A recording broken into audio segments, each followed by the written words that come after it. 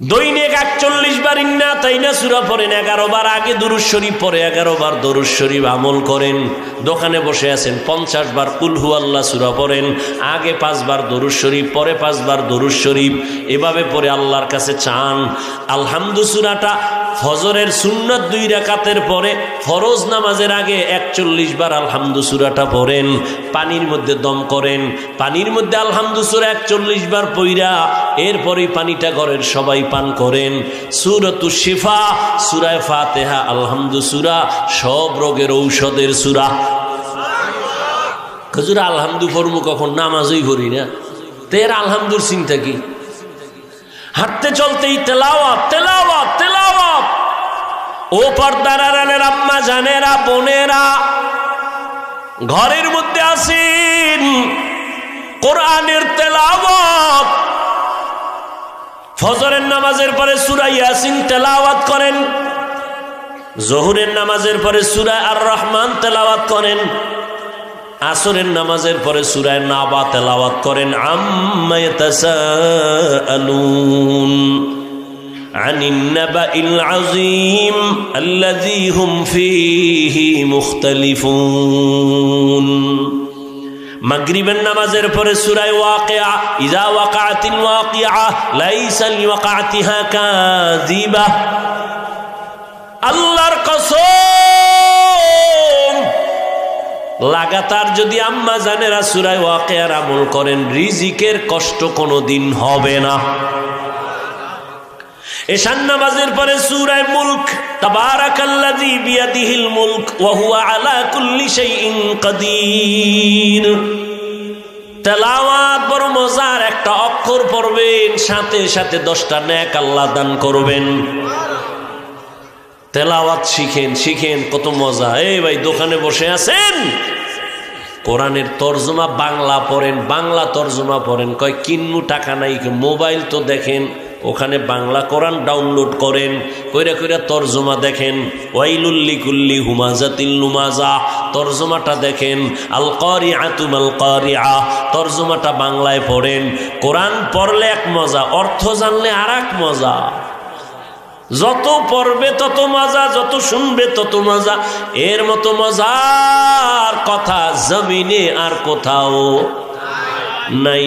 এই দুনিয়ায় এক কবিতা বারবার ভাল লাগে না, গান ভাল লাগে না, এক বয়ানও ভাল লাগে না। হ্যাঁ, হুজুরে একই বয়ান করে, কিন্তু কোনোদিন কইছেন ইমাম সাহেব আলহামদুলিল্লাহ আজকে একটু বাদ দিবেন নি, জীবনভর বহু শুনছি, এবার নতুন আর একটা সূরা আলহামদু বাদ দেন। কেউ বলছে? বরং যার কণ্ঠ যত সুন্দর তার তেলাওয়াতে মজাও তত কি, কত মজার তেলাওয়াত। এক নম্বরে জবানে তেলাওয়াত। আচ্ছা, তেলাওয়াত পারেন না, টুকটা করবেন, কিন্তু আর একটা আমল আছে, জিকিরের আমল। হাঁটতে চলতে উঠতে বসতে জিহ্বারে ব্যস্ত রাখেন জিকির দিয়া, লা ইলাহা ইল্লাল্লাহ। মজা লাগে না? কেমনে লাগবে? আল্লাহর জিকিরের মজা নাই তো কেমনে পাবেন? আপনি তো মজা বুঝেনি না। কুমিল্লার রসমালাইয়ের মধ্যে কি মজা, এই মজা আপনি না খাইলে বুঝবেন কেমনে। শিবচর বাজারের মধ্যে আমগো মোহতামিম সব মিষ্টি খাওয়াইছিল, রসগোল্লা, খুব মজা, খুব মজা।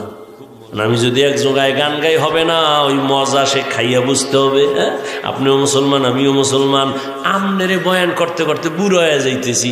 আজকে বয়ান করবো হিন্দুদের, বৌদ্ধদের, খ্রিস্টানকে। আমনেরে বয়ান করবো কেন? অথচ আমনেরে তালি দিতে দিতে তাবলিগ লাগো বেউস, এমন বেউস যে কয় আমরা এক দলে পারি না, আর এক দল, 2 দল হয়ে গেছে তাবলিগ। কি হয়েছে না?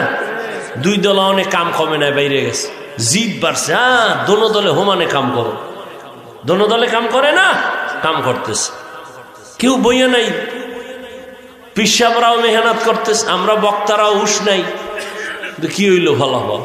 আমি টুপি মাথায় না দিলে লজ্জা লাগে। তুমি কত বিএবি মুসলমান, টুপি দিতে তুমি লজ্জা পাও। আমি দাড়ি কাটতে লজ্জা পাই, তুমি দাড়ি রাখতে লজ্জা পাও। তুমি কত হাই কোয়ালিটির মুসলমান। আমি মসজিদে না ঢুকলে লজ্জা পাই, তুমি মসজিদে ঢুকতে গেলে লজ্জা পাও। আমি পর্দা না করলে লজ্জা পাই, তুমি পর্দা করতে গেলে লজ্জা পাও। তুমি কেমন মুসলমান? তুমি কেমন মুসলমান? তোমার চিন্তা নাই, আল্লাহর আদালত আছে, জবাব দিতে হবে, কোনো চিন্তা নাই। মনের মতো চলতেছো, কিন্তু তোমার সন্তানও কিন্তু ওই পথের প্রতীক হইতেছে। আল্লাহ হেদায়েত দান করুন। তাহলে জবানকে নেক আমল দিয়ে চালু রাখবো। এক নম্বরে কি বলছি? জবানের আমল তেলাওয়াত। দ্বিতীয় আমল জিকিরের মধ্যে উত্তম জিকির হলো লা ইলাহা ইল্লাল্লাহ। আবু সাঈদ খুদরি রাদিয়াল্লাহু তাআলা আনহু বলেন, মুসা নবী একদিন আল্লাহকে বলেন, হে আল্লাহ, পুরান জিকির, তুমি নতুন একটা জিকির আমারে দাও তো, যেটা কাউরে দাও নাই। আল্লাহ কয় এই জিকির করো, লা ইলাহা। মুসা নবীকে আল্লাহ এটা দিয়ে পুরানি সবাই পারে।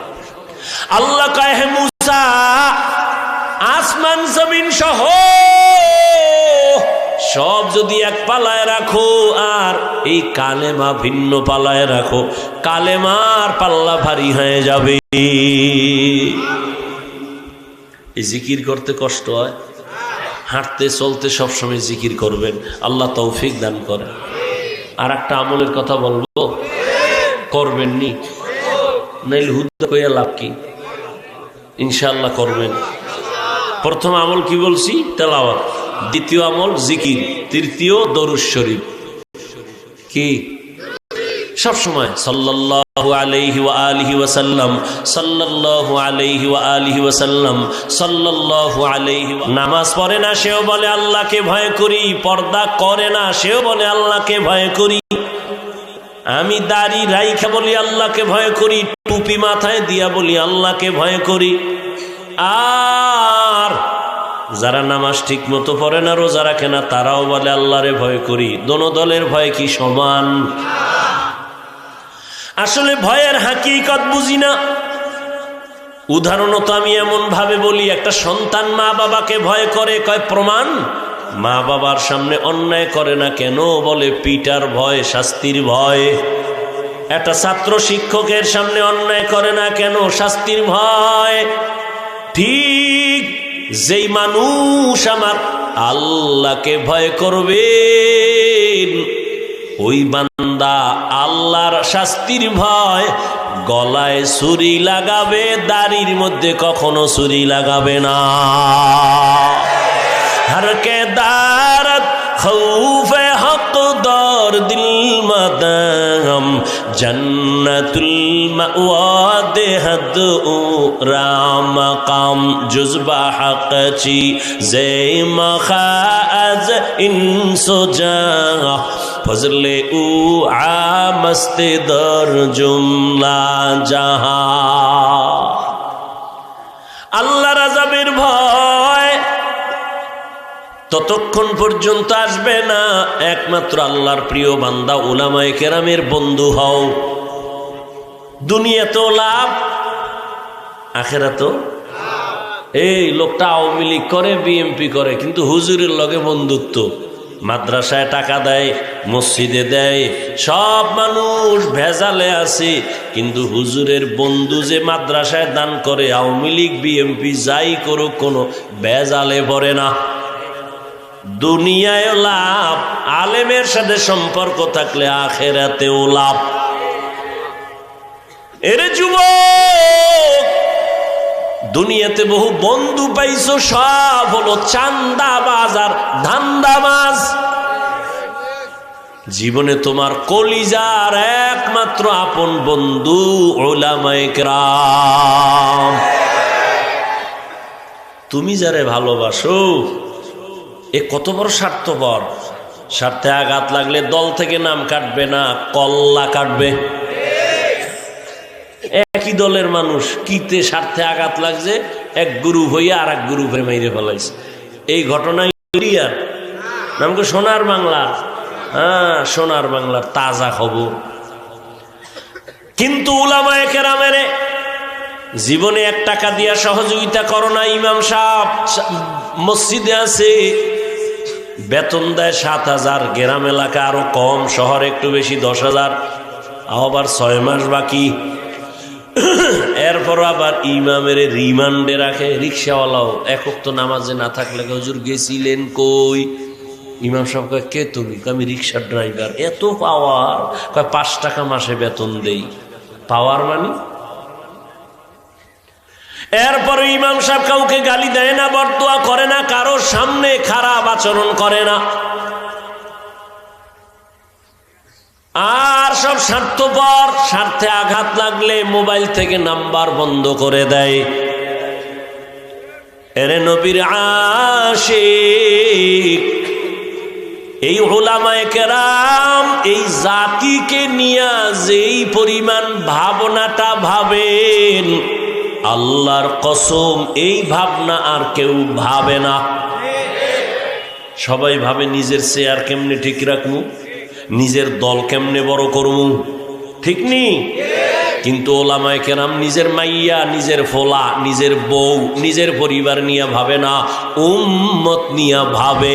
এই কারণে জীবন বাজি রেখা ছাত্র জনতার বৈষম্য বিরোধী আন্দোলনে ছাত্ররাও নামছে, ওলামায়ে কেরাম যখন নামছেন সফলতার চাঁদ উঠছে। হুজুরেরা ক্ষমতার জন্য নামছে? নামলে তো কেতে উপদেশটা নামা, আমরা উঠি। কেউ কইছে? কয় নাই। কে চেয়ারে থাও দরকার নাই, তবে রেড সিগন্যাল দিয়ে রাখছে হুজুরেরা, জুলুম করলে ছাড় নাই, জুলুম করলে কোনো ছাড় নাই। প্রয়োজনে আবার ময়দানে নামবে। মুসলমান আন্দোলন একদিন করে না, মুসলমান জীবন একবার দেয় না। জালেমের বিরুদ্ধে মুসলমান বারবার আন্দোলন করে। আল্লাহর ভয়, আল্লাহর প্রিয় বান্দা উলামায়ে কেরাম, এদের বন্ধু হইয়া চলো। এদের নেক নজর লাগবে তো তোমার অন্তরে আল্লাহর ভয় চলে আসবে। আল্লাহর ভয়, যখন আল্লাহর ভয় নিয়ে বান্দা চলবে, সারা দুনিয়ার মানুষ না অন্য প্রাণীও তাকে ভয় করবে, সম্মান করবে। এরে নবীর আশিক, আল্লাহর প্রিয় বান্দা যারা, তাদের আল্লাহ আলাদা পাওয়ার দান করেন, যে পাওয়ার সবাই পায় না। ওই পাওয়ারের নাম কোরআনের ভাষায় ফুরকান, হাদিসের ভাষায় ওই পাওয়ারের নাম ফেরাসাত। ইয়া আইয়ুহাল্লাযীনা আমানু ইন তাত্তাকুল্লাহ ইয়াজআল লাকুম ফুরকানা। قال النبي صلى الله عليه وآله وسلم اتقوا فراسة المؤمن فإنه ينظر بنور الله। আল্লাহর বিশেষ বান্দা যারা, এদের আল্লাহ পাওয়ার দান করেন, তোমরা সতর্ক থাকিও তাদের এই পাওয়ার সম্পর্কে, খবরদার যেন বেয়াদবি না হয়। আল্লাহর ওলিদের নেক নজরে পাওয়ার, তারা যা দেখে অন্যেরা দেখে না। উজানির জমিন, চাঁদপুর জেলার কচুয়া থানা, কারি ইব্রাহিম রহমাতুল্লাহ আলাইহি, রশিদ আহমদ গাঙ্গুহির খলিফা। উজানি নাম শুনছেন নি? কারি ইব্রাহিম নোয়াখালী বাবার টাকার পাহাড় ফালাইয়া ইলমের মোহাব্বতে চলে গেলেন ভারতের জমিনে। এই এখন বয়ানের টাইম না, এরপরও কইতেছি আপনাদের মোহাব্বতের উপরে। ধৈর্য না থাকলে বলেন ছেড়ে দেই, তো উঠা বসা করেন কেন? এটা নাটকের মঞ্চ নাকি? সামান্য কিছু সময় বসবেন, আমগো তো সারা জিন্দেগির কষ্ট। আল্লাহ সবাইকে কবুল করেন, হেদায়েতের নূর দিয়ে আমাদেরকে আল্লাহ কবুল করেন। উজানির জমিন হিন্দুদের বিশাল বড় মালিকানার জমিন, জঙ্গল সাফ করার জন্য ভেতরে গেলেন। গিয়া তাকায় দেখেন একটা গম্বুজের ভেতর একটা বাঘ তার বাচ্চারে দুধ দেয়। কারি ইব্রাহিম কয়, রে বাঘ, বনি আদম এখানে আসছে, তাড়াতাড়ি তুমি তোমার